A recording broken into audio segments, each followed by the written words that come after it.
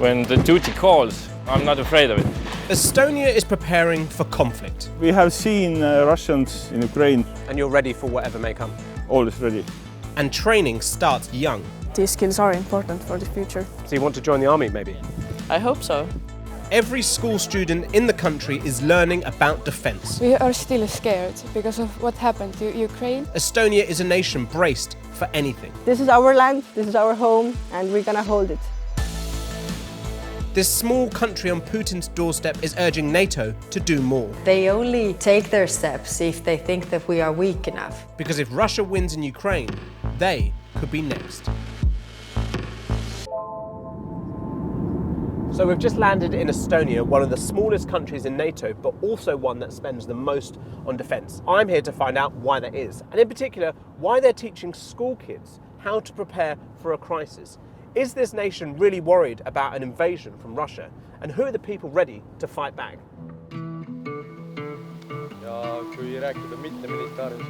Our first stop is here, deep in the forest of southern Estonia, where hundreds of school students are training in the blazing sun. It's all part of a course that's now mandatory for everyone under 18. I've always been interested in military, nature. I could test myself physically, emotionally, everything, and prepare myself for the future. If we compare ourselves to other countries, then we are really small, and we really need the people and the training and experience to get through it if we need. Teenagers now have to take up 35 hours of defence education. It means being taught survival skills, first aid, and learning about a range of new air raid sirens. Estonia is a nation bolstering its defences. We are still scared because of what happened to Ukraine, and there is a lot of war and a lot of politics. It's really, really scary. Do you worry about the threat from Russia? I do a bit actually, because, what's kind of stopping them? So you feel like the war in Ukraine has had an impact? Yeah, in terms of the whole of the country? The least it has done, it has a bit united the people. It has brought down the part of reality that we don't live in a time of peace.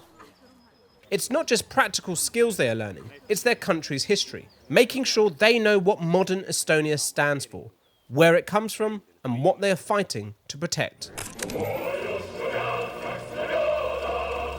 Estonia's recent history has often been one decided by other powers. It was furiously fought over and occupied by both the Russians and Nazis throughout World War II, and then became part of the Soviet Union. Thousands were executed or deported during those decades as Russia restructured the country in its image. The Soviet tanks finally began leaving the Baltic republics. In 1991, as the USSR collapsed and Russian tanks rolled out of the cities, Estonia gained independence. Signs of that Soviet era live on across the country, but Estonia is moving on from its troubled history. Statues that once dominated town squares now lie in this graveyard. The country is prospering as a member of the European Union and NATO, but that past is not forgotten and forms part of the defence curriculum. Most of it takes place in classrooms like this one, with over 150 schools and more than 6,000 students learning every year. This generation is truly, the generation that has lived in a free country, and they know nothing. But I think this Ukrainian war shows very vividly that the danger is always here, and that anything can happen in this world. While Estonia's next generation learn the value of their democracy, others are preparing for the battle to defend it. We're travelling to meet a group of reservists training with the Estonian Defence League, a voluntary organisation who make sure their military skills are up to date. Each member here is from the local area, learning how best to defend their own land, which could become the front line against Russia. We have seen Russians in Ukraine, how they move, how they operate, how they fight.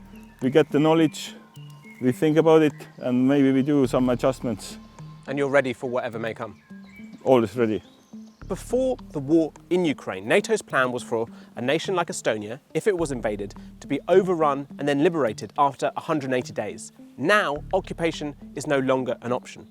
And with Russia ready to sustain the war in Ukraine for as long as it takes, this is about having a strong deterrence, that from the army all the way on down to citizens, Estonia will not fall. These reservists are well aware that they could be the first people to face an invasion. And there is a sense here that Estonia's allies are not taking the Russian threat seriously and not sending enough aid to Ukraine. It's taken too much time, for me personally, to understand what we must do, what we all must do collectively to end this thing. I'm a good example. So if you want something to get done, you have to do it yourself. It's a sad thing that it's taken the war in Ukraine for other countries to understand what you've been saying. It's life, like we say. It's life. Sometimes we have to have like tough times to realize what kind of life we have and what we have to be aware of and what we have to be prepared of. Away from the forests, Estonia's capital, Tallinn. This country is one of NATO's biggest spenders, despite being one of the least populated nations.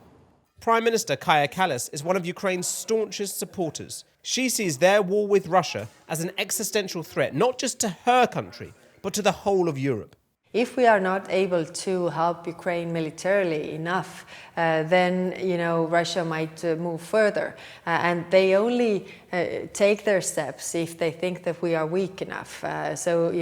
Weakness is provoking the aggressor, not the strength. But do you think this is a really important tipping point, that Ukraine could lose the war? This is a worrying time. I was last week in a panel with a historian who compared this situation to 1938.